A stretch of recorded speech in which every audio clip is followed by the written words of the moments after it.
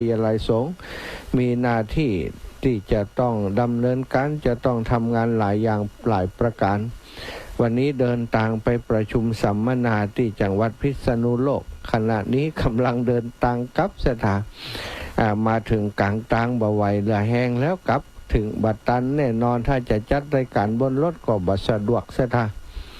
ก็เลยได้ให้น้องแอมพัชริยาฟองจันตาแจ้งมาที่อาตมาว่าวันนี้ขอท่านอาจารย์สมชาติเข้ารายการแทนกรรมเนาะก่อยสลับซับเปลี่ยนกันในเวลาอื่นก็เปลี่ยนกันสถาวันก่อนอาตมาติดภารกิจ เดินทางเหมือนกันเดินทางยังบ่ถึงที่หมายพอดีเปิดอันรายการฟังไปตัวพบว่าท่านอาจารย์ท่านผอกำลังออกรายการอยู่ก็เลยสลับซับเปลี่ยนขอท่านผอเมตตาเข้ารายการแทนกรรมซึ่งวันนั้นวันศุกร์เนาะอาตมาก็เข้ารายการแทนตุลุงยองท่านวันศุกร์ก็ว่าวันเสาร์จะได้เข้ารายการแทนท่านอาจารย์พระครูสมุชัยวัฒนาคเสโนหรือว่าตุลุงยองเนาะท่านติดภารกิจเหมือนกันนะกิจนิมนต์กิจอย่างสปันบ่ว่างวันนั้นก็เลยแจ้งมาท่านพระครูได้แจ้งมาหาอาตมาอาตมาก็จะเข้าแทนเปิ้นเดินทางบัดถึงที่หมายจะจัดก็จะลำบากการเดินทางจะเดินทางบัดถึงที่หมายสักเดือน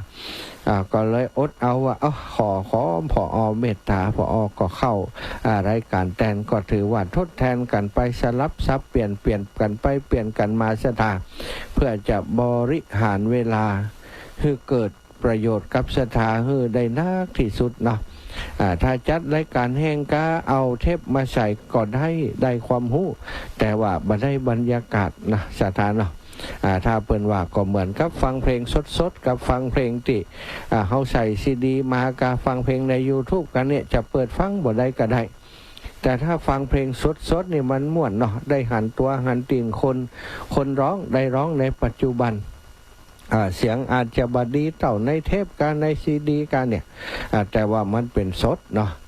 อย่างนี้ก็คือรายการสดนะที่อาตมาภาพจัดแทนท่านอาจารย์ท่านพระครูสิริธรรมบัณฑิตผอ.วิทยาลัยสงฆ์นครลำปางอยู่ในคณะนี้ศรัทธาญาติโยมก็ขอให้ท่านผอ.เดินทางโดยสวัสดิภาพปลอดภัยเนอะครับแหมสักกำสักจำร่ำสักบึดก็คงจะมาถึงละเนาะก็ต้องขอบคุณท่านผอ.ที่เมตตามอบเวลาให้กับเรากับผมตลอดถึงน้องแอมพัชริยาฟองจันตาเจ้าหน้าที่สถานีพร้อมกับทีมงานช่างเทคนิคทุกคนนะตลอดถึงท่านผอ.สถานีท่านดร.จิรศักดิ์ปันลำซึ่งเป็นผอ.ของสถานีวิทยุบริหารจัดการเพื่อเกิดประโยชน์ในการเผยแผ่พระพุทธศาสนาและเผยแพร่ข้อมูลต่างวิชาการต่างๆของทางวิทยาลัยสงฆ์ก็ดีหรือว่าข่าวสารบ้านเมืองข่าวสารที่สำคัญต่างๆและก็บันเทิงเนี่ยภาคบันเทิงก็มีนะสถาอีป่อยแม่อย่างลุงโบกับแม่รัตดาเปิ่นจัดอันนั้นก็เป็นรายการตั้งของวิทยาลัยสงฆ์นครลำปางของเฮาเนี่ยเนาะจัดในคลื่นของเฮาเวลา10 ถึง 12ก็เป็นเพลงเก่าๆพ้องเพลงที่สถาอีป่อยแม่คุ้นหูก็ได้เอามาเปิดให้ฟังได้สนทนาปราศัยแฟนคลับลุงโบกับแม่รัตดาก็เยอะมากมายเท่ากับว่าวันเดียวนี้วิทยาลัยสงฆ์นครลำปางบัจจัยมีก็ธรรมะอย่างเดียวเนอะด้านอื่นๆก็มีเนาะแม่ก็ทั้งจะดูเลิกดูดวงนี่ ก็ยังมีครูบาอาจารย์ที่เปิ้นมีความเชี่ยวชาญชำนาญในศาสตร์นี้มาจัดรายการให้ได้ติดตามเหมือนกันนะแล้วก็เพลงบันเทิงเริงลมเนี่ยบันเทิงเป็นสาระบันเทิงอีเดนเปิ้นมีข่าวสารด้วยลูกมีข่าวสารได้ลุงโบกับแม่รัตดามีข่าวสารอย่างต่างๆมาสลับซับเปลี่ยนในชั่วโมงของเปิ้นด้วยบัจจัยก็เปิดเพลงบ่ได้เนาะมีสาระความรู้มาแบ่งปันตัวก็ทำให้ศรัทธาเท่าแก่อีป่อยอีแม่ฟังแล้วก็เกิดประโยชน์ได้ประโยชน์ติดตามกันนักขึ้นเนาะติดตามจากตอนเจ้ามาก็ทำให้ติดตามมันแรงบ่ค่ำแหมติดตามที่ครูบาอาจารย์เปิ้นจัดรายการวิทยุธรรมะแหมบัดเดี๋ยวนี้ดีใจอาตมานี่ดีใจปลื้มใจที่ว่ารายการของสถานีเฮาได้รับความนิยม สูงมีเรตติ้งสูงเป็นรายการธรรมะเป็นสถานีธรรมะนี่ที่มีผู้ฟังเยอะเนอะสถาเยอะได้นะขนาดที่เปิ่นโทรมานี่ก่อนนักหลายละที่บัดโทรมาแหมนักแหมหลายเดินทางไปที่ไหนไปปะสถาญาติโยมเปิ่นก็บอกให้ฟังว่าโอ้อีแม่ฟังอยู่เนอะอีแม่ฟังอยู่นาโทรบัดติดโทรบัดตันโทรบัดจ้างแต่ติดตามให้กำลังใจกู้ตนกู้องค์เนอะอู้ถึงท่านนั้นอู้ถึงรูปนั้นรูปนี้เปิ่นหู้หมดสถาแสดงว่าฟังแต่เป็นแฟนรายการตัวจริงเนาะสถาอีปอยแม่ตั้งหลายก่อนที่จะนำสารธรรมมาแบ่งปันเข้าสู่รายการในวันนี้เนอะ7 ถึง 18 นาฬิกาเนาะที่อาตมาแตนของท่านผอ.วิทยาลัยสงฆ์19 ถึง20นั้น18 ถึง 19 นั้นท่านอาจารย์พระมหาอดิศรอคอุทโธซึ่งเป็นอาจารย์ของอาตมาอีกรูปหนึ่งซึ่งเป็นพระอนุสาวนาจารย์เนาะพระกรรมวาจาจารย์พระอนุสาวนาจารย์ตอนที่อาตมาบวชท่านอาจารย์ก็จะเข้ารายการต่อจากอาตมาเนี่ยโอ้ธรรมะล้วนๆศรัทธาจะได้สาระประโยชน์จากการฟังเปิ้นอีพ่ออีแม่ตั้งหลายก่อนที่จะนำสารธรรมมาแบ่งปันก็ขอแจ้งข่าวเนาะซึ่งถือว่าเป็นข่าวที่สร้างความเศร้าสลดใจนะคือกับต่างวงการพระพุทธศาสนาโดยเฉพาะคณะสงฆ์ภาคเหนือเฮาเชียงใหม่ในพื้นที่เชียงใหม่แล้วก็แฟนรายการในคลื่นสีขาวของเฮาเมื่อเที่ยงของวันนี้ 12:30 นาทีได้มีเหตุเพลิงไหม้ศรัทธาญาติโยมเพลิงไหม้สำนักวิปัสสนาวัดพระบาทอุดมน้ำบ่อสาวาไหม้ที่บริเวณศาลาเนาะหรือว่าวิหารพระระแข่งนะซึ่งเป็นพระวิหารที่ประดิษฐานพระระแข่งเป็นพระสำคัญของวัดพระบาทอุดมน้ำบ่อสาวาเป็นตั้งบนเป็นสำนักวิปัสสนาตั้งหลุมก็เป็นที่สำรับฉันอาหารของพระสงฆ์องค์สังฆเจ้าศรัทธาญาติโยมมีห้องมีฮับสะดวกสบายเวลาไปปฏิบัติธรรมที่พระบาทอุดมน้ำบ่อสาวานี่ตั้งบนก็จัดการอบรมสัมมนาปฏิบัติธรรมส่วนชั้นลุ่มนั้นก็จะเป็นสถานที่สำหรับกินข้าวกินปลาฉันอาหารของพระสงฆ์องค์สังฆเจ้าและก็มีที่พักเป็นห้อง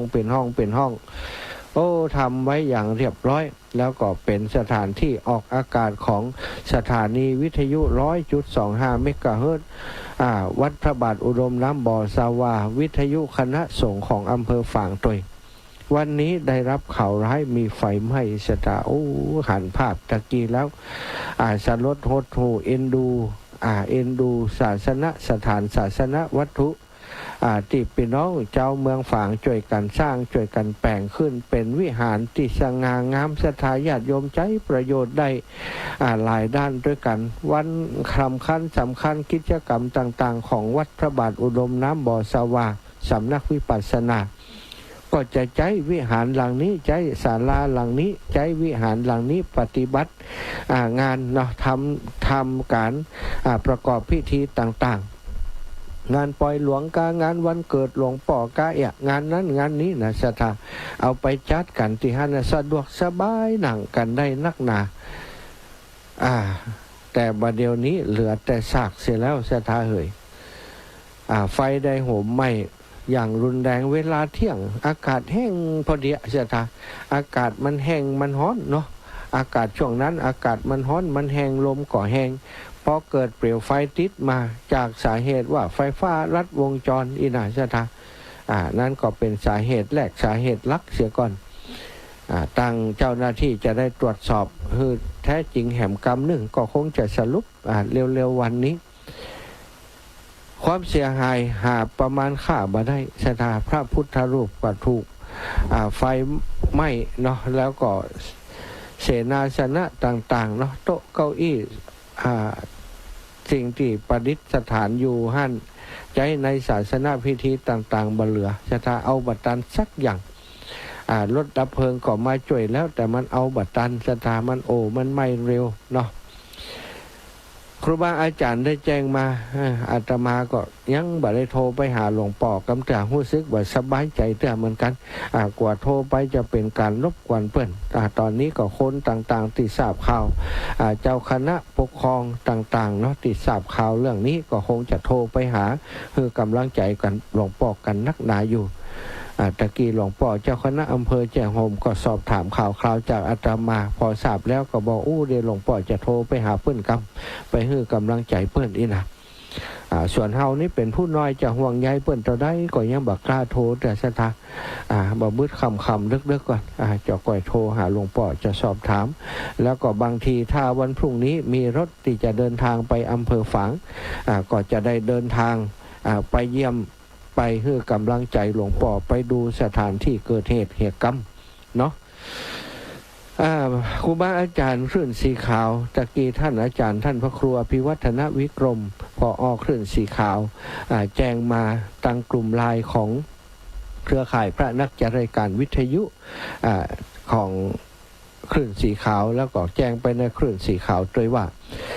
เรียนเจริญพรเนาะครูบาอาจารย์ตลอดถึงศรัทธาญาติโยมได้ไปให้กำลังใจหลวงพ่อวัดพระบาทอุดมน้ำบ่อสาวาท่านหลวงพ่อพระครูสุจิตานุรักษ์ศรัทธาเจ้าคณะอำเภอฝางในวันที่3ที่จะถึงนี้ออกเดินทางจากเชียงใหม่6:00 นาทีเนาะ6 โมงออกเดินทางตั้งเชียงใหม่6 โมงออกเดินทางชั่วโมงปลาย2 ชั่วโมงปลาย3 ชั่วโมงเนี่ยศรัทธา ก็จะถึงพุ่นประมาณ9 โมง 10 โมงเนาะเพื่อจะไปให้กำลังใจหลวงป่อในวันที่3ที่จะถึงนี้เนาะก็ขอประชาสัมพันธ์ให้ศรัทธาญาติโยมเท่าแก่อีป่อยแม่ทั้งหลายที่ได้ศรัทธาเลื่อมใสในตนตัวของหลวงป่อถ้าเคยโทรไปหาเปิ้นเคยโทรไปเข้ารายการโทรไปให้กำลังใจมีเบอร์โทรเปิ้นก็ลองเช็คโทรไปก็ได้เนอะไปให้กำลังใจเปิ้นเนาะก็เป็นเหตุสุดวิสัยศรัทธาญาติโยมอัคคีภัยวาตภัยอัคคีภัยอุทกภัยภัยธรรมชาติที่เกิดจากธรรมชาติสิ่งแวดล้อมในแต่ละช่วงเวลาหน้าแล้งก่อนระวังเรื่องฟืนเรื่องไฟหน้าฝนก่อนระวังเรื่องพายุเรื่องฝนฟ้าต่างๆเนาะอันเนี้ยศรัทธาญาติโยมเฮาอยู่บนโลกอยู่ใต้ฟ้าเนาะมันก็จะมีปัญหาอย่างอีเกิดขึ้นอยู่เป็นประจำอย่างคราวก่อนเมื่อวันที่5 มกราเปิ่นกำลังเฉลิมฉลองปีใหม่อยู่ในช่วงแฮปปี้เดย์เนาะแฮปปี้เยียร์แฮปปี้นิวเยียร์ปีใหม่สนุกสนานไฟไหม้บ้านพี่สาวของอาตมาเมื่อวันที่5 มกราศรัทธาญาติโยม2 จันบ้านไม้2 จันราคาก็รวม 2-3 ล้านนะวอดไปในกล่องเพลิงภายในบัดถึงชั่วโมงศรัทธาจบข่าวไปเลยได้ผ้าติดเนื้อได้เสื้อติดตัวทรัพย์สมบัติบ่ได้ซักอย่างอาตมาก็เพิ่งกลับลงไปอ่างทองเพื่อจะไปช่วยงานพี่สาวแล้วเพิ่งปิกขึ้นมาปิกมา2 ทุ่มตะคืนมาร่วมงานกับครูบาอาจารย์ที่บ้านต้นพึ่งปากคาอันนี้ก็แม่บัวรวยแรงจริงเป็นแฟนรายการทางวิทยุของคลื่นสีขาวเฮาเนี่ยแล้วก็มีกิจกรรมที่อาตมาทำที่อุทยานธรรมสุนทรมุนีโยมแม่เปิ้นก็มาตลอดศรัทธาก็เลยเป็นเหตุที่ได้ฮู้จักกันแล้วก็ได้มีงานของอาตมาเปิ้นก็มามีการพอดีมีงานตีวัดของอีแม่บัวรวยแรงจริงวัดต้นพึ่งปากคาร่องเคาะวังเหนืออาตมาก็เลยพาคณะศรัทธาญาติโยมไปร่วมบุญร่วมกุศลไปหอมกินหอมทานกับเปิ้นวันนี้กลับมาถึงกุฏิก็ได้รับทราบข่าวเรื่องของวัดพระบาทอุดมน้ำบ่อสาวาพอดีศรัทธาญาติโยมทั้งหลายส่วนข่าวสารอย่างอื่นที่จะทำอย่างจะช่วยซับน้ำตาของพี่น้องเมืองฝางวัดพระบาทอุดมน้ำบ่อสาวาจะระดมทุนร่วมบุญกันอย่างใดนั้นก็คงจะต้องรอฟังต่อไปเนาะรอฟังต่อไปว่าครูบาอาจารย์เปิ่นจะจัดกิจกรรมอย่างใดพ่องอาจจะเป็นธรรมะสัญจรหรือว่าจะจัดพระป่าสามัคคีไปร่วมบุญวันใดก็จะแจ้งตั้งสถานีวิทยุให้ทุกท่านได้รับทราบเนอะหลวงพ่อวัดพระบาทอุดมน้ำบ่อสาวาก็ถือว่าเป็นครูบาอาจารย์ตนบุญตนหนึ่งในเครือข่ายคลื่นสีขาวของเฮาที่จัดรายการและมีคนฟังรายการนักหนาศรัทธา ศรัทธาพี่น้องตังลำปางที่อาตมาได้สอบถามได้ได้จาทุกคนล้วนแต่หู้จักหลวงพ่อแล้วก็เคยเอาน้ำมนต์เปิ้นตัวนะหลวงพ่อมีต่อมัวแต่เอาน้ำมนต์คือคนอื่นเนาะของตัวเก่าบ่ได้เอาน้ำมนต์สกรรมศรัทธาเฮยแต่มันเป็นเรื่องเหตุสุดวิสัยเอาน้ำมนต์อย่างใดก็ได้นะไฟฟ้าลัดวงจรเนี่ยมันบ่ได้บอกคือเฮาแต่อีพ่ออีแม่ทั้งหลายศรัทธาญาติโยมทั้งหลายเนาะตลอดถึงครูบาอาจารย์ที่วัดวาอารามเป็นไม้กาเป็นอย่างกานี่ถ้าใจสายไฟมาหลายปีแล้วหรือว่ามันใจไฟนักไฟหนาอย่างใดเนาะช่วยกันดูแลพอคอยสอดส่องจิมเตะนะจะไปฮื้อมันเกิดเหตุการณ์อย่างอีเกิดเหตุการณ์อย่างอีมันเสียหายเป็นวงกองเสียหายสูงกว่าจะบูรณะปฏิสังขรณ์ปรับปรุงบำรุงใหม่นี้ใช้เวลาแหมหลายปีเนาะก็เป็นห่วงเนอะขอแจ้งให้ไว้แจ้งบอกไว้ศรัทธาอีป่ออีแม่เท่าแก่ก็เหมือนกันมีบ้านสองชั้นเป็นบ้านไม้ส่วนใหญ่บ่ได้อยู่ตั้งบนนะอยู่แต่ตั้งลุ่มอย่างบ้านปิดสาวของอาตมาติดไฟใหม่ก็อยู่แต่ตั้งหลุมตั้งบนบ่ค่อยได้อยู่ศรัทธาแล้วก็ตั้งบนที่บ่ค่อยได้อยู่ซ้ำไปเป็นส่วนของที่สำคัญนะหม้อแปลงไฟก็อยู่ตั้งบนนั้นเนี่ยเซฟตี้คาดกาไอยังกาอยู่ตั้งบนหั่นนะศรัทธามีปลั๊กไฟมีสวิตช์ไฟไอยังต่างๆบางเตือบางทีมีจิ้งจกจะกิ้มเข้าไปตัดตีเปิ่นต่อเชื่อมไฟไฟช็อตไฟดูดไฟอย่างก็มีนะศรัทธาบางเตือบางทีปลั๊กสวิตช์เนี่ยมันต่อบดีหรือว่าต่อเมินแล้วสายมันเป็นสนิมสายมันน็อตมันเคลื่อน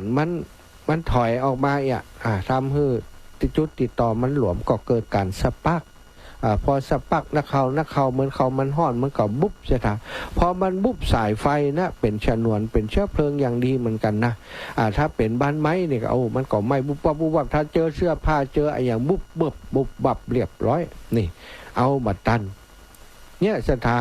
ญาติโยมทั้งหลายอีป่ออีแม่ทั้งหลายช่วงนี้ขอให้ตรวจสอบนะตรวจสอบพอกอยตาบดีหูบดีอยู่บ้านไม้สองชั้นอยู่ตั้งบนบ่ได้อยู่ตั้งลุ่มฮื้อลูกฮื้อหลานหรือว่าฮื้อตังคนที่เปิ่นเชี่ยวชาญช่างไฟกามาตรวจสอบมาตรวจสอบปลั๊กไฟบ้านอีแม่กำเนอะไปสวดพอศรัทธาน่าจะทำกันนะปีหนึ่งช่วงแล้งเนี่ยฮื้อลูกฮื้อหลานก็ดีฮื้อช่างไฟก็ดีเปิ่นไปตรวจฮื้อพออันใดบ่ดีเขาจะได้เปลี่ยนฮื้อจะไปขี้จิมันถ้ามันจะเสี่ยงสัก10,000-20,000ก้ก็ยะเหียอันใดที่แม่สายไฟบ่ค่อยดีแล้วเนอะหรือเหียบ่เปลี่ยนเหียบ่ใจงบประมาณเท่าอี้เนาะถ้ามันพอสู้ไหวพอสู้ได้พอทำได้หรือว่าเปลี่ยนเฉพาะส่วนที่มันซึกหลอมันบ่ค่อยปลอดภัยนี่ก็ยังดีนะป้องกันไว้ก่อนดีกว่าว่าเกิดเหตุการณ์แล้วมาเสาะหาทางแก้ไขก็จะลำบากเนอะมันจะลำบากเนี่ยหลายเคสมาแล้วอาตมาไปหารก่อนเหนื่อยอินดูคนที่เปิ่นประสบภัยอย่างปีสาวอาตมาบ่เหลือยังบ่เดียวนี้กินยารักษาโรคซึมเศร้ารักษาจิตนะศรัทธาญาติโยมจากที่เป็นคนมีอารมณ์ดีออกกำลังกายทุกวัน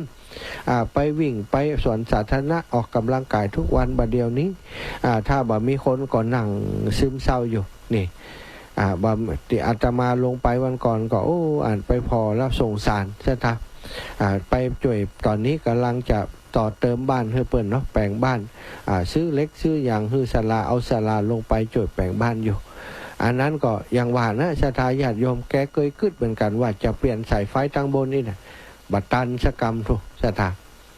อันเนี้ยนะบางสิ่งบางอย่างเนี่ยถ้าอย่างที่มันสั่งหอนใจแล้วมันมีความรู้สึกว่ากว่าจะเป็นอย่างกว่าจะเป็นอย่างอีหีบจัดการเฮียเนาะหีบจัดการเฮียตัดไฟเสียแต่ต้นลมไปคือมันเกิดแล้วก่อยมาดับมันบัดตันยิ่งมาแก้ไขบอลลูนเนี่ยความเสียหายมันเกิดขึ้นไปแล้วแก้ไขบอลลูนมันก็แก้ไขยากเนอะศรัทธาลำบากเนาะแล้วนี่ก็เป็นข่าวสารที่บ่อยากได้ยินได้ฟังแต่ว่าเมื่อมันเป็นสิ่งที่เกิดขึ้นแล้วก็แจ้งให้ศรัทธาญาติโยมได้รับทราบแล้วก็ได้โทรไปให้กำลังใจเนาะหลวงพ่อเนาะท่านพระครูสุจิตานุรักษ์ครูบาแก้วครูบายี่แก้วนะบางคนก็ต่างพี่น้องต่างเวียงป่าเป่าก็ดีต่างแม่สวยครูบายี่แก้วกับท่านอาจารย์เปิ่นหู้จักเนาะ ก็จะแจ้งให้ทราบว่าวันพรุ่งจะหาทางเดินทางไปวัดพระบาทอุดมน้ำบ่อสวาตัวบ่ฮู้จะมีรถกำบ่มีรถเนาะคนขับรถประจำฮื้อก็พรุ่งนี้เปิ่นมีงานไปเหียแต่ก็เป็นยังจะลองหาคนอื่นๆจะขับรถไปฮื้อติพระบาทอุดมน้ำบ่อสวาถ้าวันพรุ่งได้ก็จะไปวันพรุ่งถ้าวันพรุ่งได้ก็จะไปวันฮื้อเนาะพอไปก่อนนะศรัทธาอีป่อยอีแม่ตั้งหลายอู้จากกันมาเอาข่าวสารงานไฟไหม้เนาะเรื่องราวไฟไหม้ที่วัดพระบาทอุดมน้ำบ่อสวามาแจ้งให้ศรัทธาญาติโยมได้รับทราบเนอะก็มีเวลาเหลือแห่มประมาณ20 กว่านาที30 กว่านาทีนะก็จะขอนำเรื่องราวอันเป็นมังกระเป็นมงคลมาแบ่งปันมาอู้มาจ้ากับศรัทธาอีป่อยอีแม่คำว่ามงคลมังคละนี้ศรัทธาญาติโยมสมัยก่อนนี้เนาะย้อนไปเมื่อศตวรรษที่26เนาะ26ศตวรรษที่ผ่านมาประชาชนชาวชมพูทวีปสมัยนั้นกำลังตื่นตัวในการค้นคว้าปัญหาเกี่ยวกับชีวิตจิตใจเช่นคนเฮาเกิดมาจากไหนอินาเปิ่นก็คิดค้นกันก็เป็นเหมือนกับยุคนั้นสมัยนั้นมีคนสนใจเรื่องนี้นักสถานสนใจว่าเกิดมาจากไหนตายแล้วจะไปไหนทำจะใดจึงจะมีความสุขในชีวิตอย่างใดจึงจะมีความสำเร็จในการทำงานเนี่ยคนสมัยนั้นคืออย่างนะจะได้จะประสบความสำเร็จจะต้องอย่างใดจะต้องมีวิธีการอย่างใดเปิ่นค้นคว้าไขว่คว้าหาวิชาความรู้มีการชุมนุมกันตามสวนสาธารณะผ่องประตูเมืองผ่องตามปื้นเก้าไม้ตามห่มตามเงาตามที่ชุมชนหมู่บ้านเพื่ออภิปรายในปัญหาต่างๆเหล่านี้กันอย่างกว้างขวางมีผู้อภิปรายเมื่อมีผู้อภิปรายมาเข้าหลายคนก็หลายความคิดเนาะสถานเนาะและต่างก็โฆษณาเผยแพร่ความคิดของตัวเองใครมีความเชื่อตามมากก็กลายเป็นครูบาอาจารย์ที่มีลูกศิษย์ลูกหานักนี่คณะที่มีการชุมนุมอยู่ตามสวนสาธารณะกำลังฝุ่งเฟื่องเรื่องลือการอภิปรายกำลังเป็นไปอย่างคลึกคลื้นนะปัญหาต่างๆได้ถูกยกขึ้นมาฟาดฟันกันไผมีวาทะคมคายเรื่องที่ได้เอามามาจ่ามาเล่ามาแสดงความคิดเห็นก็ได้รับการสนใจพอดีว่าโดยบ่มีใครคาดฝันมาก่อนได้มีผู้เสนอญัตติหนึ่งขึ้นมาสถานเข้าสู่วงการอภิปรายว่าไผว่าอย่างเป็นมงคลที่สุดในชีวิตอะไรคือมงคลของชีวิตเนี่ยจะมันอย่างคือมงคลของชีวิตของเฮามีอย่างที่ถือว่าเป็นมงคลอย่างคือสิ่งที่เป็นมงคลของชีวิตของทุกคนเป็นคำถามขึ้นมาในกลุ่มของผู้อภิปรายทั้งหลายผู้ฟังผู้อภิปรายทั้งหลายก็อู้กันพอมีคนตั้งคำถามนี้คนที่จะตอบก็ตอบไปตามคติความเห็นของตัวเองบางพ่องก็ตอบอย่างอันบางพ่องก็จอบอย่างอีดูรูปของปัญหาแล้วก็บ่น่าจะนักหนาอย่างเนาะเป็นคำถามง่ายๆอย่างคือมงคลของชีวิตนะแต่ศรัทธาญาติโยมแต่เมื่อมีผู้ที่เสนอขึ้นกล่าวแก้กับถูกผู้อื่นกล่าวว่าถ้าหักล้างได้ง่ายเช่นว่าเปิ้นบอกว่าอย่างเป็นมงคลที่สุดของชีวิตนี่หมอนั่นก็บอกว่าโอ้ข้าพเจ้าหู้ดีว่าอย่างเป็นมงคลของชีวิตคนนั้นคือทิฏฐมังคลิกะทิฏฐมังคลิกะก็คือผู้ที่มีความคิดเห็นว่าสิ่งที่ตัวเก่าหันนั่นคือมงคลก็ได้บอกว่ารูปที่ตาเฮาหันนั่นแหละเป็นมงคลลองสังเกตดูกับท่านตั้งหลายเมื่อเขาตื่นเจ้าตู่ขึ้นมาเนี่ยตื่นเจ้าขึ้นมาเช้าตู่เนี่ยเขาได้หันนกบินไปเป็นฟุ้งๆได้หันพระอาทิตย์ขึ้นได้หันต้นไม้เขียวขจีได้หันเด็กๆน่ารักวิ่งเล่นไปมาสิ่งที่เขาหันนั้นนะเป็นมงคลอันนี้คือสิ่งที่เป็นมงคลในชีวิตจะถามบางพ่องได้ฟังก็หันโดยคนที่มีทิฏฐิว่าแต่กะ ตื่นมาแบบเจ้าหันอย่างหันสิ่งสนุกสนานหันอันนั้นหันอันนี้เนาะหันใบไม้หันนกบินก็หันสิ่งสวยงามหันลูกหันเมียหันเด็กๆหันทรัพย์สินเงินคำต่างๆหันสิ่งสวยงามถือว่าสิ่งนี้คือสิ่งที่เป็นมงคลคนก็หันตัวจัดนักศรัทธาแต่พอทิฏฐิมังคละกล่าวจบลงก็มีนักอภิปรายแห่งคนหนึ่งชื่อว่าสุตตะมังคลิกะสุตตะมังคลิกะคือคนที่ผู้มีความคิดเห็นว่าสิ่งที่ได้ฟังคือสิ่งที่เป็นมงคลเนาะสิ่งยังที่เขาได้ฟังสิ่งนั้นคือสิ่งที่เป็นมงคลแกก็เลยหักล้างคนที่บอกว่าตาหันอย่างก็สิ่งนั้นเป็นมงคลแกเลยหักล้างว่าช้าก่อนท่านทิฏฐะมังคละท่านทั้งหลายอย่าเพิ่งไปเชื่อนายทิฏฐะมังคละนี้ที่กล่าวว่าสิ่งที่ตัวหันนี้คือสิ่งที่เป็นมงคลที่สุดเอาถ้าว่าตื่นเจ้ามาเขาไปหันอุจจาระลูกไปหันปัสสาวะลูกไปหันคนขี้โรคลูกไปหันสิ่งสกปรกต่างๆสปะสเปดสปะสปันเนี่ยสิ่งเหล่านั้นมันจะเป็นมงคลไปด้วยกันอย่างเขาไปหันขี้แสดงว่าขี้ก็เป็นมงคลกันคนทั้งหลายก็แท้เนาะวะมันก็น่าคิดนะถ้าบอกว่าหันอย่างก็เป็นมงคลถ้าเขาไปหันสิ่งบ่สวยบ่งามแล้วหันคนบุบกันหันคนตีกันหันคนฆ่ากันหันนกตายแล้วหันไอ้อย่างที่มันสกปรกหันอย่างที่มันอุจจาระเนี่ยจะถือว่าอันนี้เป็นมงคลก็หมอทิฏฐะมังคละฟังไปก็มีเหตุมีผลด้วยสุตตะมังคละใดทีก็เลยว่าท่านตั้งหลายเสียงที่หูเฮาได้ฟังนี่กะเป็นมงคลตื่นเจ้ามาเฮาได้ฟังเสียงนกฮ้องพ่องเสียงเพลงพ่องเสียงแม่ยอกล้อกับลูกพ่องเสียงพูดเพราะพ่องเสียงลมพัดยอดไม้วิววิดวิวไปมาเสียงที่หูได้ฟังต่างหากที่เป็นมงคลพอนายสุตตะมังคละได้กล่าวจบคนตั้งหลายก็พ่องกระสมพ่องก็ว่าแต่พ่องว่าบัจใจก้านะท่านบัดนั้นขาดคำก็มีนักอภิปรายอีกคนชื่อว่ามุตะมังคลิกะกล่าวแย้งขึ้นทันทีว่าเป็นไปบ่ได้สุตตะมังคละทิฏฐะมังคละเสียงที่หูได้ยินก็ดีตาที่ท่านได้หันก็ดีจะเป็นมงคลไปได้อย่างไรถ้าตาหันหูได้ยินเป็นมงคลอย่างนั้นเวลาเขาได้ยินคนด่ากันลุกคนขู่ตะคอกกันลุกคนโกหกมดเท็จลุกถ้าเขาถือว่าได้ฟังสิ่งใดสิ่งนั้นเป็นมงคลแสดงว่าคำโกหกมดเท็จคำขู่ตะคอกคำด่าคำเสียดสีนินทากันก็เป็นมงคลไปหมดกะบ่ใช่เฮาว่าบ่ใช่เฮาคิดว่าต้องเป็นอารมณ์ที่ใจเฮาทราบที่ใจเฮาสัมผัสได้ตื่นเจ้ามาสัมผัสกับอารมณ์นั้นอารมณ์นี้ได้อันนั้นต่างหากที่เป็นมงคลพึงสังเกตว่าตื่นเจ้ามาเฮาได้ดมกลิ่นดอกไม้หอมๆจับต้องสวมใส่เสื้อผ้าสะอาดรับประทานอาหารอร่อยเป็นอารมณ์ที่ใจเฮารับรู้รับทราบนี่แหละถึงจะเป็นมงคลท่านทั้งสามคิดดูดีๆนะนี่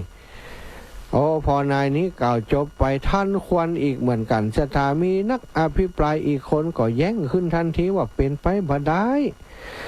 ถ้าจะเอาอารมณ์ที่ใจเฮาฮับหูเป็นมงคลแล้วอย่างนั้นเวลาเฮาได้กินเหม็นล้อจับของสกปรกล้อคิดเรื่องชั่วร้ายรู้อารมณ์ตอนนั้นจะเป็นมงคลไปได้อย่างใดศรัทธาโดนงัดโดนหักล้างไปข้อวิจารณ์เรื่องมงคลได้แผ่ขยายไปกว้างขวางศรัทธาทั่วแคว้นในบ้านในสภาในสโมสรในหมู่คนเดินท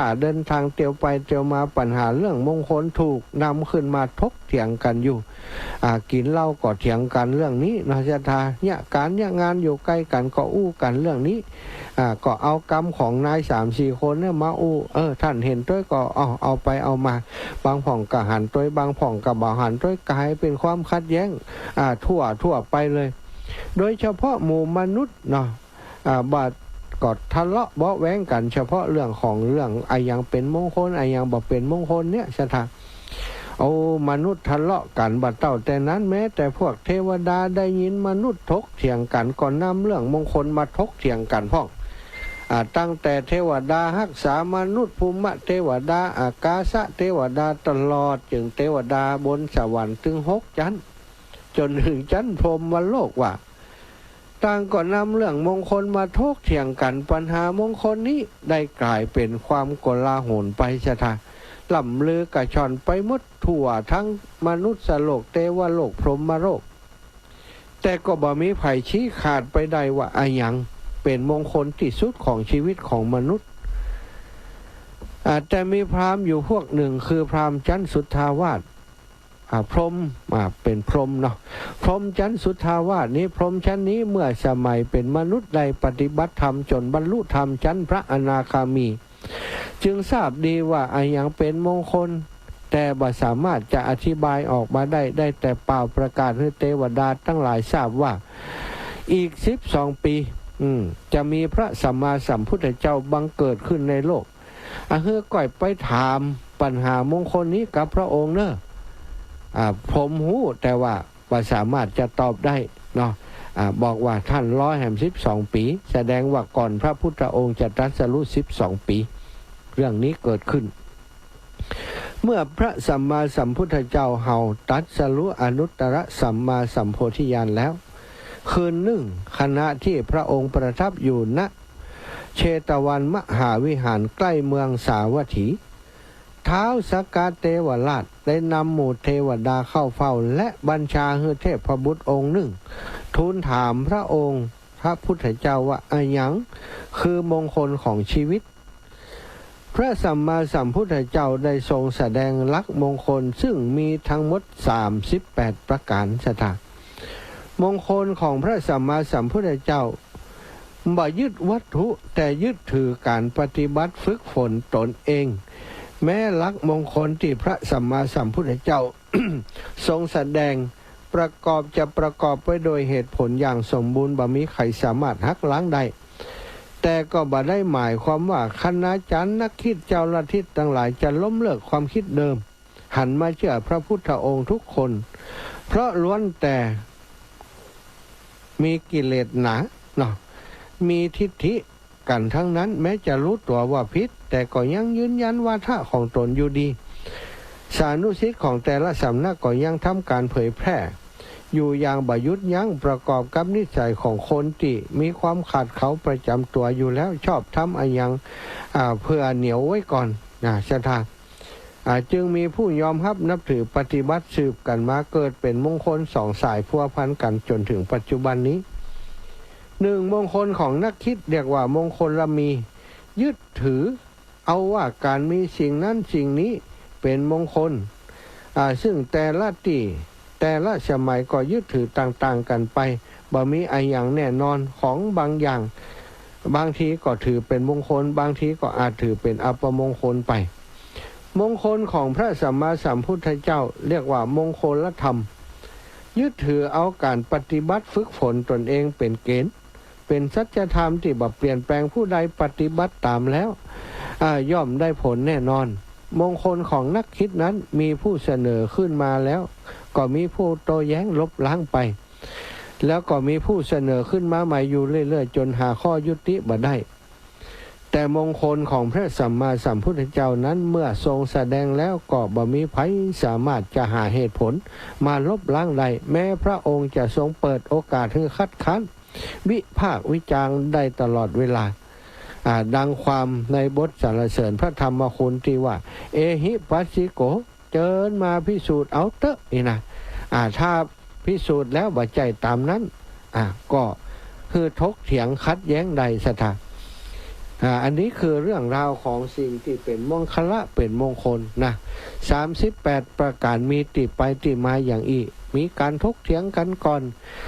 บัดตกบัดลงก็ล้อพระพุทธเจ้ามาตรัสรู้แล้วก็ถามพระพุทธเจ้าพระองค์ก็ตรัสว่ามี38 ประการตามลำดับศรัทธาเวลาไปฟังเปิ่นสวดเจริญพระพุทธมนต์จะได้ยินบทสวดบทนี้ถ้าเปิ่นจะสวดบทนี้ป๊บเปิ่นจะจุดเทียนจุดเทียนน้ำมนต์เจ้าภาพจะไปจุดเทียนน้ำมนต์แล้วก็เอาบาตรน้ำมนต์ประเคนพระสงฆ์ จะขึ้นพอประเคนปบพระสงฆ์ก็จะขึ้นอาเสวนาจะพาลังนางบันติตานันจาเสวนาปูชาจะปูชานิยานางนะเอตัมมังคะลามุตตัมมังปฏิรูปะเทสะวะโสจะภุเพจะกาตะปุญญาตาอัตตะสัมมาปณิทิจะเอตัมมังคะลามุตตัมมังเนี่ยศรัทธาอาเสวนาจะพาลานังมงคลข้อที่หมู่ที่หนึ่งนะข้อที่หนึ่งว่าไม่ครบคนพาลสองครบบัณฑิตสามบูชาคนที่ควรบูชามงคลหมู่ที่สองก็คือปฏิรูปฏิรูปะเทสะวาโสอยู่ในถิ่นที่เหมาะสมเนี่ยสี่อยู่ในถิ่นที่เหมาะสมห้ามีบุญวาสนามาก่อนหกตั้งตนไว้ชอบ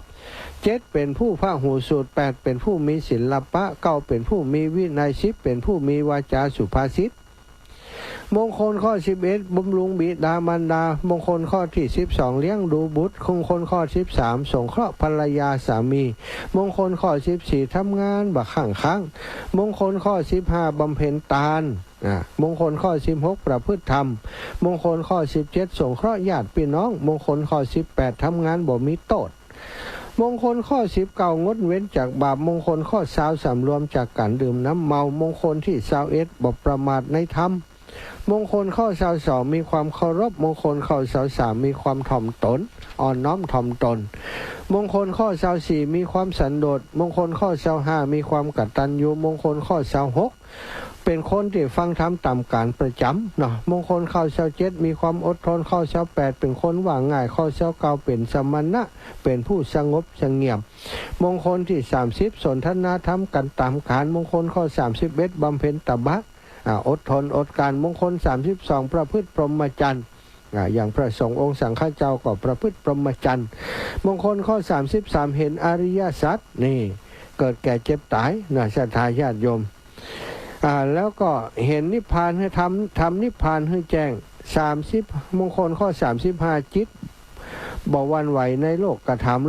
ำก็สรรเสริญนินทาทุกข์นะศรัทธาแล้วก็มงคลข้อ36จิตบ่โศกเศร้ามงคล37จิตใจปราศจากทุลีมงคลข้อ38จิตใจเกษมนี่เกษมก็คือหลุดพ้นจากโยคะโอคะทั้งหลายเนี่ยจิตเกษมศรัทธาอันเนี้ยมงคลถึง38ประการศรัทธาญาติโยมอีป่ออีแม่มีที่มาที่ไปเริ่มต้นจากการที่ถกเถียงกันก่อนนี่เนาะพอสุดท้ายมาเถียงกันบัดตกบัดลงกันก็มาถามพระพุทธเจ้าพอถามพระพุทธเจ้าตอบปุ๊บบ่มีไผว่าบ่มีไผคัดค้านเลยนะศรัทธาญาติโยมเพราะคัดค้านบ่ได้มันเป็นความจริงมันเป็นมงคลแต่การบ่คบคนพาลนี้เป็นมงคลไผจะบอกว่าโอ้บ่ใช่เป็นความจริงเนาะถ้าบอกว่าคบคนพาลบ่เป็นพระพุทธเจ้าไม่คบคนพาลเนี่ยเป็นมงคลแต่คนว่าบ่ใช่คบคนพาลนะครับเป็นมงคล ลองไปคบพอกะคบคนพาลไปพาไปหาพิษเนาะคบบัณฑิตพาไปหาผลผลดีสิ่งที่ดีแล้วก็บูชาคนที่ควรบูชาอันนี้คือเป็นมงคลที่พระพุทธองค์ได้ตรัสในกลุ่มมงคลหมู่ที่1มี3อย่างไม่คบคนพาลคบบัณฑิตและบูชาคนที่ควรบูชา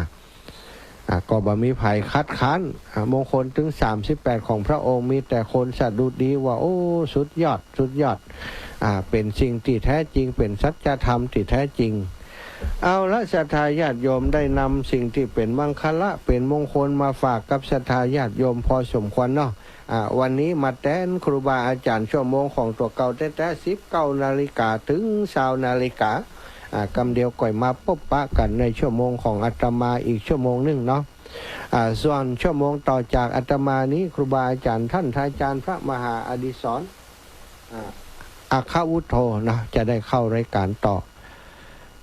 ศรัทธาญาติโยมวันนี้จะเปิดโอกาสให้ศรัทธาญาติโยมโทรเข้ามาเนอะแต่ขออนุญาตเปลี่ยนเบอร์โทรก่อน โทรศัพท์แห่งเครื่องหนึ่งที่ศรัทธาเคยโทรนั่นลืมไว้ที่บขส.จังหวัดอ่างทองเมื่อเดียวขอกำลังส่งตัวมาคืนนี้จะมาถึงลำปางวันพุธจะได้บ่ฮู้จ้ะวันพุธจะไปฮับที่ขนส่งบขส.เนาะ ขี้ลืมสถาเบอร์น่ะถ้าสถาโทรกับบัตรติดเบอร์นั้นเนอะ080นั่นนะบัตรติดวันนี้โทรมาเบอร์ใหม่เนอะ098 005 2515จดเบอร์ใหม่จดเบอร์ใหม่ไผ่เคยมีเบอร์อาตมา2เบอร์เนาะ0980052515อนุญาตให้โทรมาได้เบอร์นี้เนาะ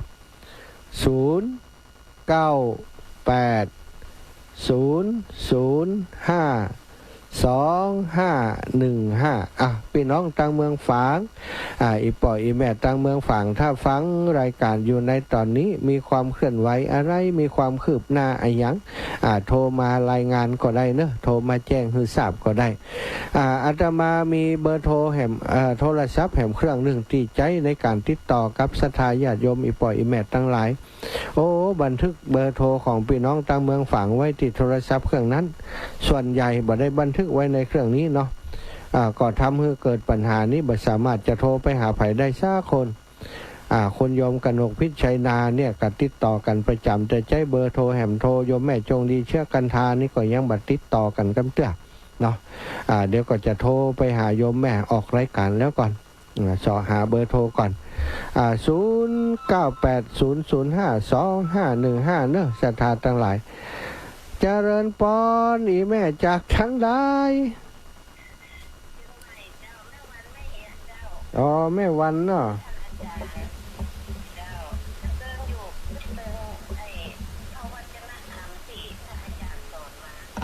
สาธุแม่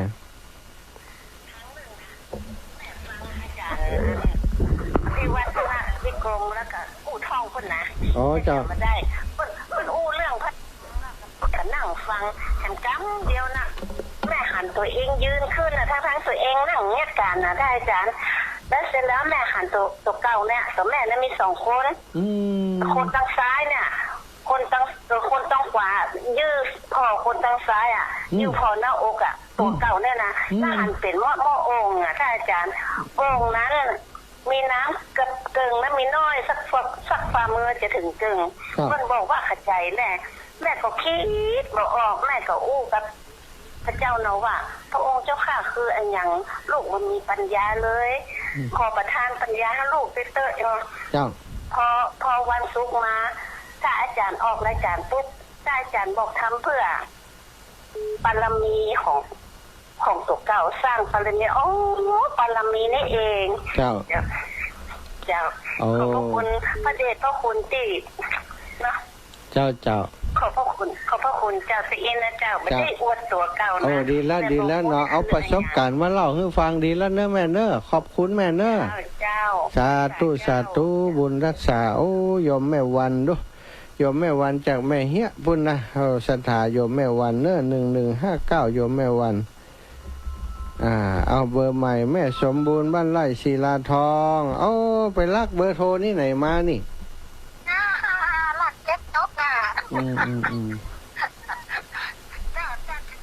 เจ้าแม่โทรไปหาบ้านก็ได้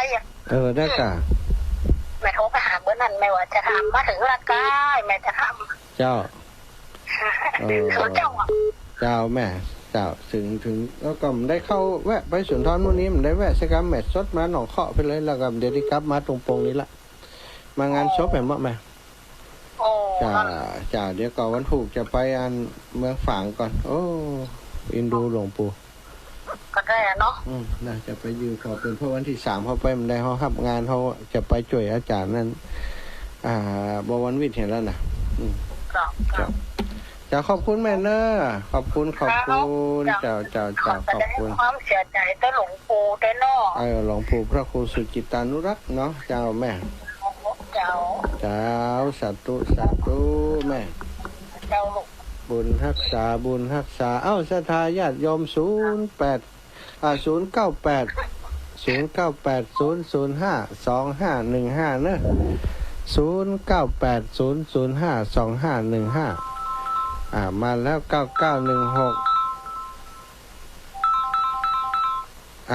เจริญปอนมาจัดการเจ้าจากไหนแม่จากบ้านนาดงเจ้าหมู่บางเงินเจ้านาดงกันนาดูนาดงเนาะนา นาดงเจ้าอ๋อวังเงินนี่แม่หยังนี่แม่จ่ายเจ้าแม่จ่ายซ่อนเขียวเจ้าแม่จ่ายจอจานเนี่ยนะจอจานแล้วไม่ตะวาไม่ได้ไม่เอตีที่หรอที่อันที่โชงมาที่ชื่อมานั่นชื่อจริงนั่นชื่อจ่ายเจ้าจ่ายซ่อนเขียวสาธุแม่เจ้าโอ้ดีกะโอ้โทรมาเป็นครั้งแรกเนาะเจ้าครั้งแรกอันไม่ได้โทรก็เสียบัตรตันได้จดเบอร์ครั้งแล้วนี่เจ้าโอ้ขอบคุณอีแมนเนอร์วันอื่นจะมีแฮมเบอร์วันนี้นี่อนุญาตเบอร์นี้ก่อนเจ้าสาธุเนอร์แมนเนอร์ขอบคุณอีแมนเนอร์เจ้าสาธุอายุตั้งหือปีนี้อัน76แต่เจ้าโอ้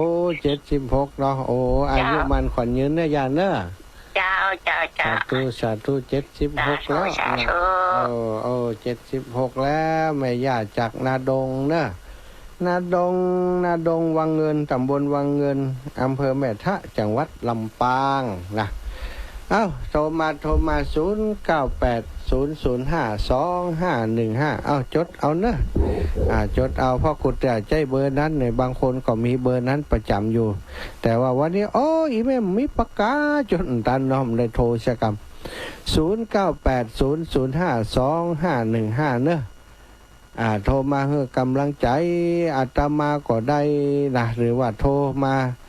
เพื่อกำลังใจวันนี้ได้อุจาไปถึงเรื่องของไฟไหม้สำนักวิปัสสนา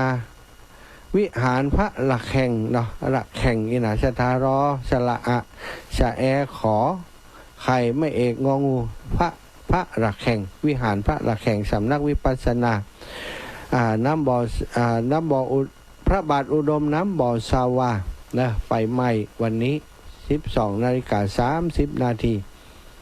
อาคารทั้งหลังโดยเฉพาะส่วนทางบนเสียหายลงลึ่งเลยก็ช่วยกันดับกันยังเนาะก็ทรัพย์สินก็เสียหายไปหมดศรัทธาญาติโยมก็ต้องให้กำลังใจกับพระสงฆ์องค์สังฆเจ้าครูบาอาจารย์หลวงปู่เนาะเจ้าคณะอำเภอฝางเจริญปอนจากทางใดจากโยมแม่บัวขี้ว่าได้แล้วแม่บัวขี้จัดตู้ไปทั้งบนตัวนี้การหอมใจดีว่าไฟไหม้ผมทิ้งแม่ลูกมดเจ้าแม่นั่นแหละก็ได้ถ้าบนนี้อย่างก็หอมให้แม่กินเด้อเจ้าอีแม่เดี๋ยวก็จะนัดกับหมายการทำกรรมครูบาอาจารย์รอครูบาอาจารย์ขึ้นสีขาวเป็นแจ้งค่อยล้มกันเนาะแม่เนาะเจ้าขอบคุณแม่เนอะเจ้าแม่สาธุบุญรักษาแม่เนอะสลับสายก่อนเนอะพักสายอีแม่สลับสาย2284จากไหนแม่จากสันกำแพงเจ้ากี้เจ้าย้ายอย่างก็กี้ก็อีกี้ไม่เอกกี้เจ้ายายกี้บ้านสันกำแพงบ้านอย่างสันกำแพงบ้านอย่างบ้านหิมออนเจ้าหิมออนหิมออนริมออนใต้ริมออนกำแพงออนใต้นี่มีญาติพี่น้องอยู่ทั้งพุ่นเนอะสันกำแพงนี่หิมออนเขาจำบ้านไปได้อยู่ตั้งติดผู้ใดแม่ติดอันที่จะขึ้นแม่กำปองพุ่นน่ะพุ่นอันพุ่นออนเหนือน่ะนี่ออนใต้เพ่นเนาะเจ้านี่ออนใต้เจ้าสัตว์ตู้เนื้อแม่เนื้อแม่ขี้เนาะโทรมาให้กำลังใจกันตั้งพุ่นฟังชัดเจนดีเนาะชัดเจนดีเจ้าคนได้จะป้าไปไปแอวพุ่นเนาะเมืองฝางด้วยกันเนาะเจ้าถ้ามีบุญก็จะได้ไปเจ้ามีกันคนมีบุญนะก็โทรมาหากันนี่นะขอบคุณนะแม่นะสาธุเจ้าสาธุบุญรักษาแม่พี่น้องบ้านหิมออนแม็กกี้บ้านหิมออนนะบ้านหิมออนใต้นะออนใต้บ้านหิมออนตำบลออนใต้อำเภอสันกำแพงนะจังหวัดเชียงใหม่เอาละศรัทธาญาติโยม 17:57 นาทีเนาะสำหรับวันนี้ก็ขอจะพักสำหรับการโทรศัพท์ไว้เพียงเท่านี้ขอความสุขสวัสดีจุงมีแก่ศรัทธาญาติโยมเท่าแก่อีพ่ออีแม่ทั้งหลายทุกผู้ทุกท่านทุกผู้ทุกคนเนอะ จัตตารโอธรรมาวัฏันติอายุวันโนสุขังพระลัง